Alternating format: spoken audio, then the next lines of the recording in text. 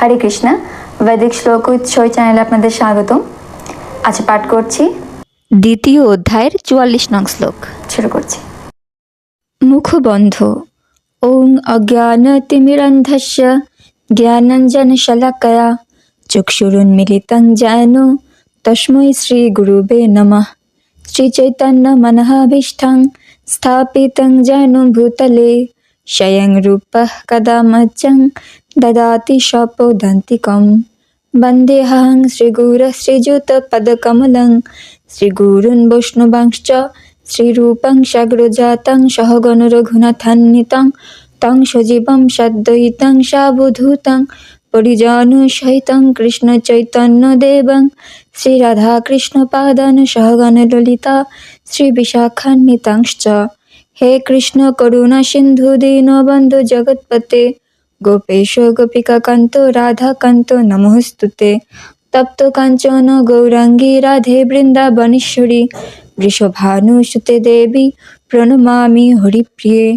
বঞ্চাকল্পতরুভ্যশ্চ কৃপা সিন্ধুভ্য এব চ পতিতানাং পাবনেভ্যো বৈষ্ণবেভ্যো নমো নমঃ। জয় শ্রীকৃষ্ণ চৈতন্য প্রভু নিত্যানন্দ শ্রী অদ্বৈত গদাধর শ্রীবাসাদি গৌরভক্তবৃন্দ। হরে কৃষ্ণ কৃষ্ণ কৃষ্ণ হরে হরে, হরে রাম রাম রাম হরে হরে। দ্বিতীয় অধ্যায় সাংখ্যযোগ, শ্লোক নং 44। ভোগৈশ্বর্য প্রসক্তানাং তয়া পরিতচেতসাম ব্যবসায়াত্মিকা বুদ্ধি সমাধৌ না বিধীয়তে।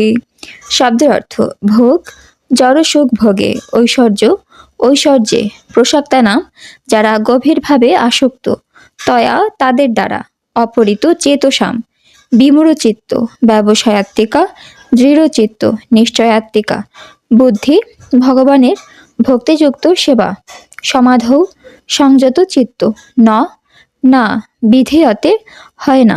অনুবাদ: যারা ভোগ ও ঐশ্বর্য সুখে একান্ত আসক্ত, সেই সমস্ত বিবেক বর্জিত মূঢ় ব্যক্তিদের বুদ্ধি সমাধি অর্থাৎ ভগবানে একনিষ্ঠতা লাভ হয় না। তাৎপর্য: চিত্ত যখন একাগ্র হয় তখন তাকে বলা হয় সমাধি। বৈদিক অভিধান নিরুক্তিতে বলা হয়েছে সম্যগাধিও তেহস্মিন্নাত্ম তত্ত্ব যথার্থম।